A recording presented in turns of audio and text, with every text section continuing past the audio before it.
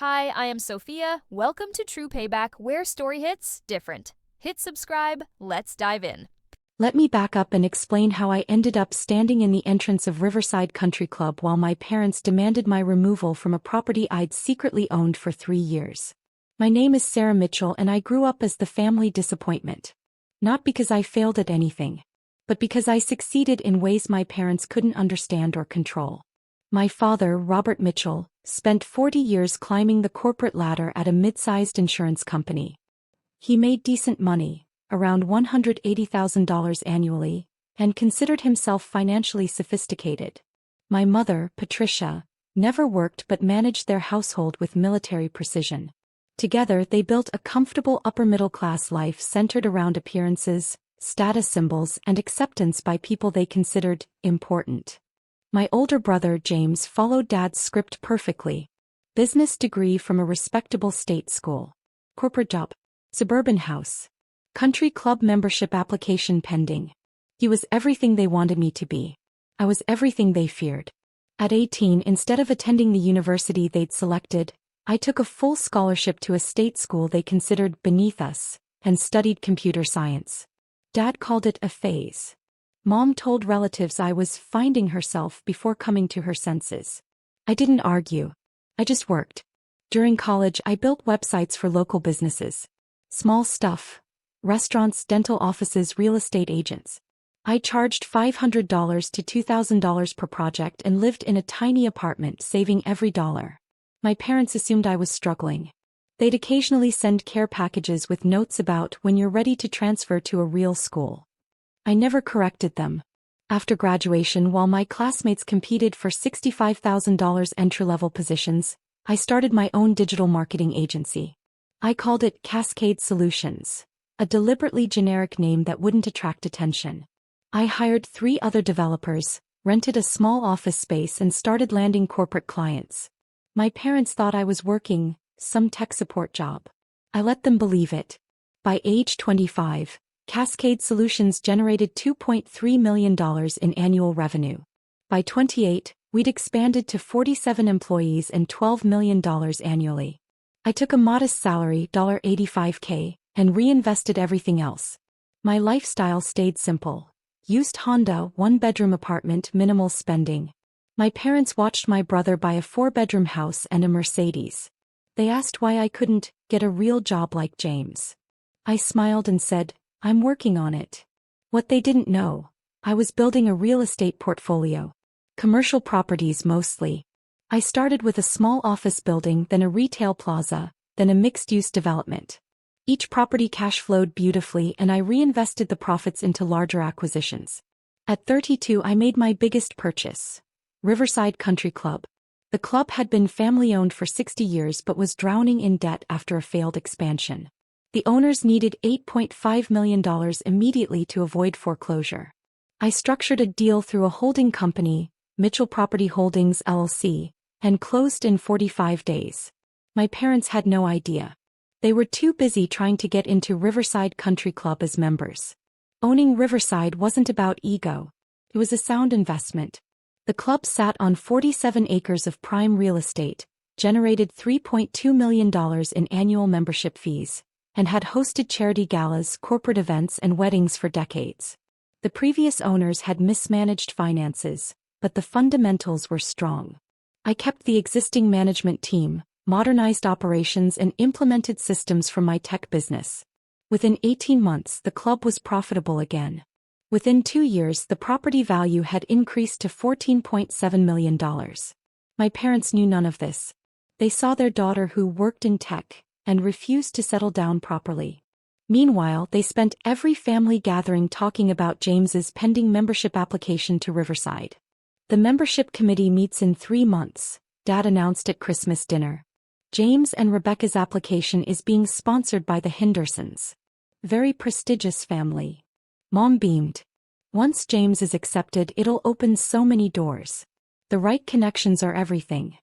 I nodded politely and ate my turkey. You should try networking more, Dad told me. Maybe James could introduce you to some successful people at the club. Help you elevate yourself.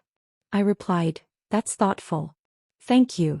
What I didn't say I'd just approved a $2.3 million renovation to the club's event facilities. James's membership application was sitting on my desk.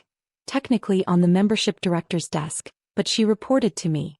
The Hendersons he mentioned, they were 2 months behind on their membership dues. I kept my ownership quiet for strategic reasons. Running a successful business meant avoiding unnecessary complications. Family drama definitely qualified as unnecessary complications. But I couldn't stay hidden forever. The trouble started when Mom called in early April. "Sarah, we need to talk about the family reunion." My stomach dropped. Mitchell family reunions happened every 5 years at increasingly expensive venues.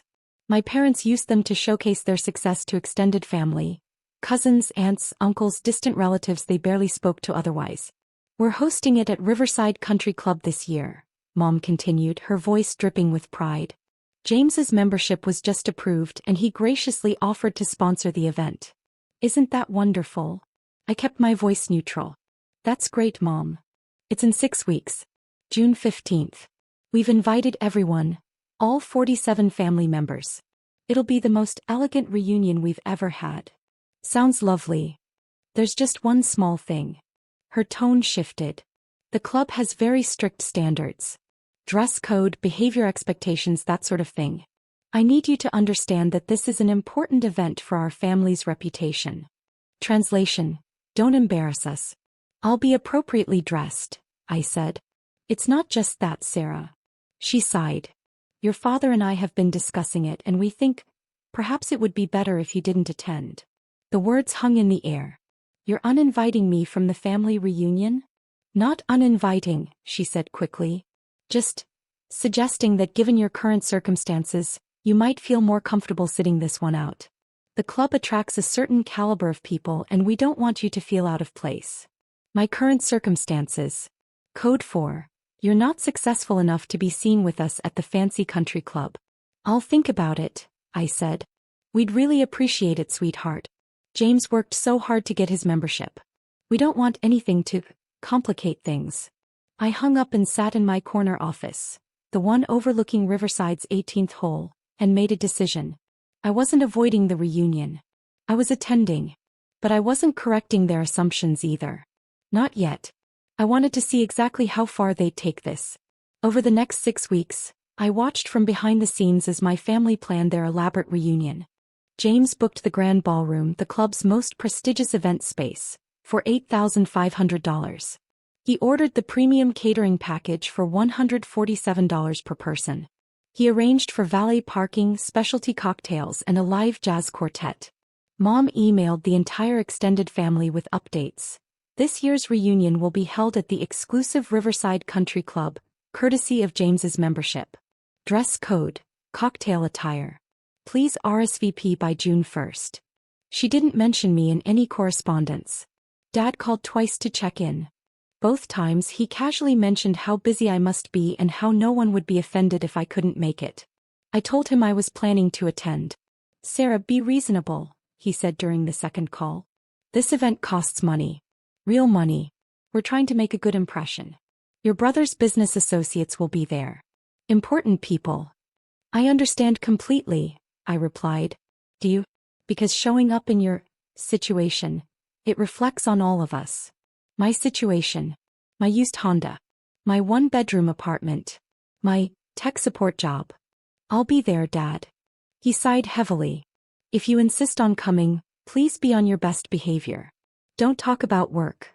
You'll only confuse people. Don't draw attention to yourself. And for God's sake, dress appropriately." "I'll do my best." What he didn't know, I'd already instructed the club manager, David Chin, on exactly how to handle the situation. David had been with Riverside for 12 years and stayed on after my acquisition. He was professional, discreet, and understood exactly what was about to happen. "Are you sure about this approach, Ms. Mitchell?" he'd asked during our planning meeting. "Completely sure," I'd replied. "Let it play out naturally. When they demand to see the owner, you'll know what to say." He smiled. "It'll be my pleasure, ma'am." June 15th arrived sunny and perfect. I dressed carefully. A sophisticated navy dress, modest jewelry, professional heels. Nothing flashy, nothing that screamed wealth. Just elegant enough to belong. I drove my Honda to Riverside and parked in the member lot. The valet looked surprised but took my keys without comment. The grand ballroom looked spectacular. James had good taste, I'd give him that. Crystal chandeliers, white tablecloths, centerpieces of fresh flowers. The jazz quartet played softly in the corner. About 30 family members had already arrived, mingling with cocktails. I walked in quietly and headed toward the bar. I made it approximately 15 feet before Mom intercepted me. Sarah. Her voice was sharp. What are you doing here? Attending the family reunion. Hello, Mom. Her face flushed. We discussed this. This isn't appropriate. I'm family, I said calmly. It's a family reunion. Dad appeared beside her, his expression thunderous. Sarah, we specifically asked you not to come. You suggested I might be more comfortable elsewhere. I disagreed. Nearby conversations stopped. Cousins turned to watch. Aunt Jennifer whispered something to Uncle Mark. This is embarrassing, Mom hissed. Look at yourself. You don't even belong in a place like this. I'm dressed appropriately, I replied. Cocktail attire as requested. That's not the point. Dad stepped closer, lowering his voice. This club has standards. Members only and their invited guests. You're neither. I was invited. It's a family event. By us, Mom snapped. And we're uninviting you. Please leave before you make a scene. James rushed over, his face red. What's going on? Your sister refuses to leave, Dad said. James looked at me with barely concealed contempt. Sir, come on. Don't do this. I worked hard for my membership. You being here, it's not a good look. Not a good look for whom? For any of us. He gestured around the room. These are important people. My business associates. The Hendersons. The Carmichaels. You think they want to see somewhat, James? He caught himself. Someone who doesn't understand what this place represents. The jazz quartet had stopped playing. Every single family member was watching now. 47 people holding cocktails, waiting to see what happened next. Dad made a decision. He strode toward the ballroom entrance where David Chin stood overseeing the event. I followed. Get used the owner right now, Dad yelled, his voice echoing through the ballroom. Every conversation stopped. The silence was absolute. David maintained his professional composure. Sir, I'm the club manager. How can I help you? There's been a mistake, Dad said, his voice tight with barely controlled anger. This woman, he pointed at me, doesn't belong here. She's not a member. She's not a proper guest. She needs to be removed immediately. Mom arrived beside him, her face tight. Remove her immediately. We have important guests here. This is unacceptable. David looked at me. I gave him the slightest nod. I understand your concern, sir, David said smoothly. Let me clarify the situation. There's nothing to clarify, Dad interrupted. My son is a member. This is his event. He decides who's invited. She's not invited. Actually, sir, there's a complication. What complication? I want to speak to the owner. Right now. Get me the owner of this club. David's expression never changed. He turned to face me directly. Ma'am, how would you like to handle your family's membership application? Time stopped. Dad's face went from red to white in approximately 2 seconds.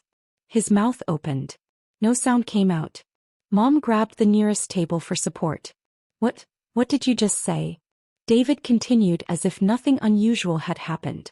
Ms. Mitchell has owned Riverside Country Club for 3 years. She acquired the property in 2021 through Mitchell Property Holdings. Since that time, she's overseen all operations, including membership applications and event bookings. That's impossible, James whispered.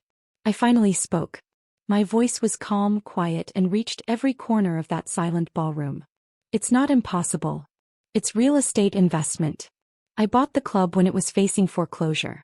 David and his team have done excellent work turning operations around. You own this? Dad stared at me like I'd grown a second head. Yes. The whole thing. The entire property. 47 acres, the clubhouse, the golf course, all facilities. I also own the office building where your insurance company leases space, Dad. And the retail plaza where Mom gets her hair done. And the mixed-use development downtown where James's company has its offices. The silence was so profound I could hear someone's phone vibrate 3 tables away. Mom found her voice first. How?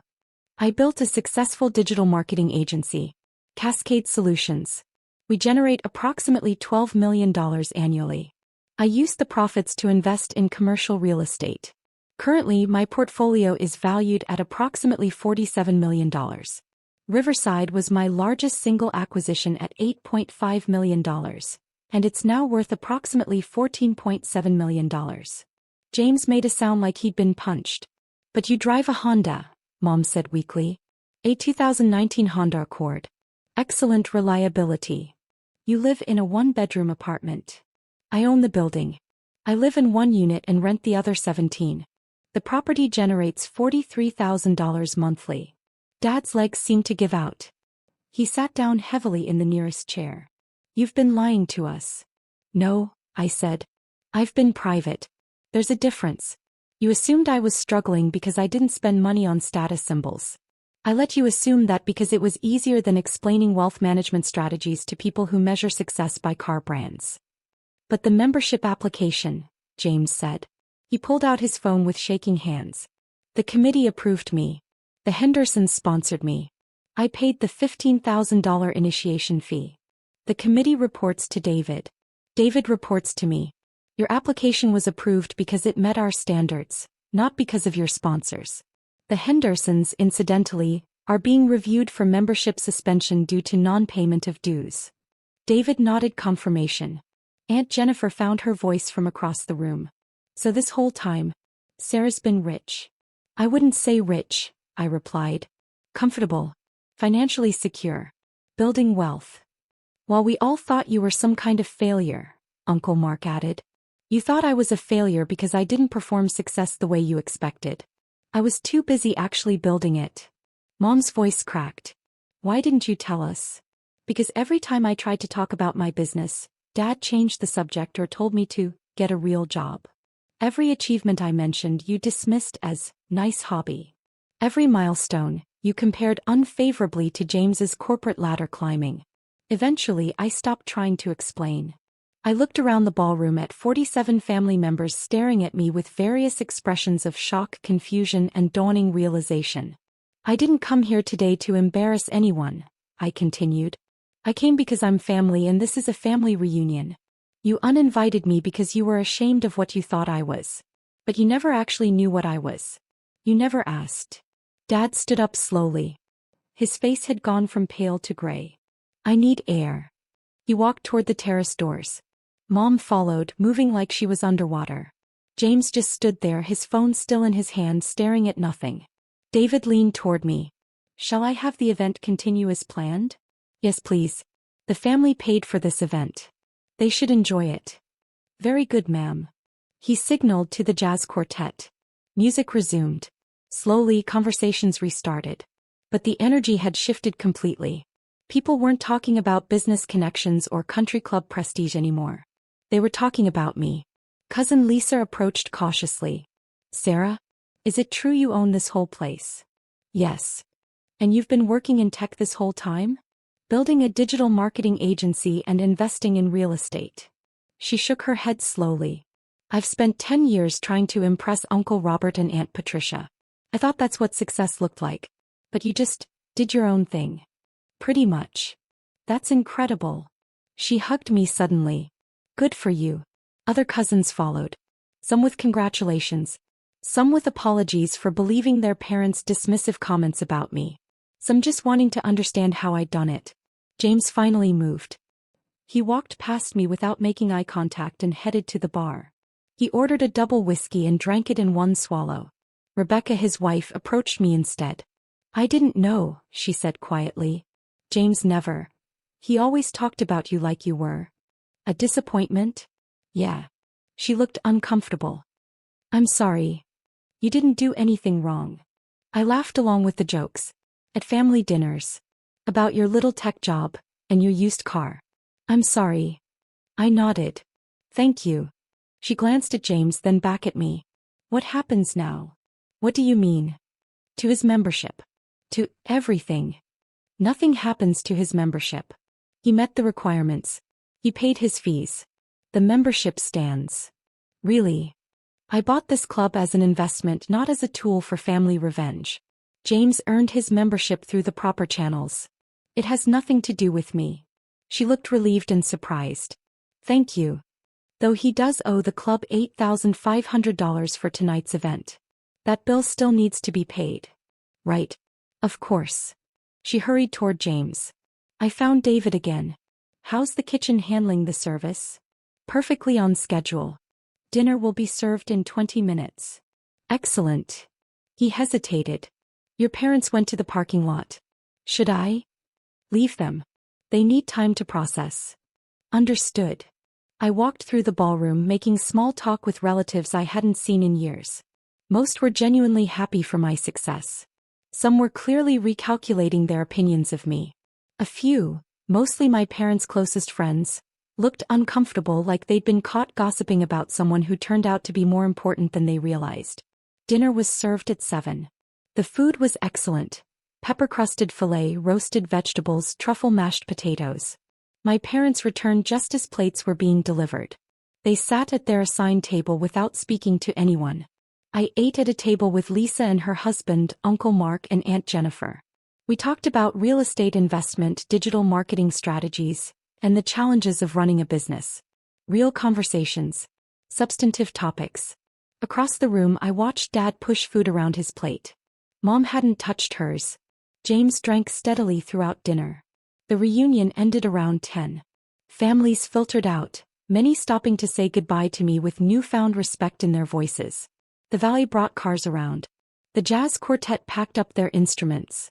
David approached as I was preparing to leave. Ms. Mitchell, your parents asked to speak with you. They're waiting in the garden room. Thank you, David. The garden room was a smaller, private space overlooking the golf course. My parents sat on opposite ends of a leather sofa, not looking at each other. I entered and closed the door. You wanted to talk? Dad spoke first. His voice sounded 20 years older than it had that morning. Why did you do this? Do what? Build a successful business? Invest wisely? Buy a country club? Humiliate us in front of the entire family? I sat down across from them. I didn't humiliate you. You humiliated yourselves by demanding my removal from a property I own. I simply corrected your misunderstanding. You let us believe you were struggling, Mom said. I lived modestly and reinvested my profits. That's not struggling. That's strategy. You interpreted my choices as failure because they didn't match your definition of success. We're your parents, Dad said. You should have told us. I tried. For years. Remember when I told you I'd landed a $200,000 contract? You said it was nice, and changed the subject to James's promotion. Remember when I mentioned buying my first property? You asked when I'd get a stable job with benefits. Every achievement I shared you dismissed. Eventually I stopped sharing. Mom's eyes were red. We didn't mean. Didn't mean what? To make it clear that nothing I did would ever be good enough? That unless I followed James's exact path, I was somehow failing. That's not fair, Dad protested. Isn't it? Tonight, you demanded I be removed from a family event because you were ashamed to be seen with me. Not because I'd done anything wrong. Because you assumed I wasn't successful enough to be there. And when you discovered the truth, your first reaction was to accuse me of humiliating you. Not to apologize. Not to acknowledge you were wrong. But to make yourselves the victims. The silence stretched. Finally Mom spoke. Her voice was small. What do you want from us? Nothing. Nothing. I stopped needing your validation years ago. I built my success without your support. I'll continue without it. So that's it. Dad's voice rose. You're just going to cut us out? I'm not cutting anyone out. You're welcome to maintain a relationship with me. But it'll be on honest terms. No more condescension. No more dismissive comments about my choices. No more measuring my worth by your standards. And if we can't do that? I stood up. Then we'll see each other at reunions every 5 years and exchange polite small talk. Your choice. I walked to the door. Sarah. Mom's voice stopped me. I'm sorry. I turned. He was crying. I'm sorry we made you feel like you had to hide your success from us. I'm sorry we weren't the parents who celebrated your achievements instead of comparing them to your brothers.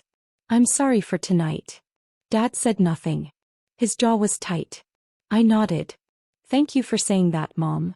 Can we try again? Better this time. Maybe. But it'll take time. How much time? However long it takes for you to see me for who I actually am instead of who you wanted me to be.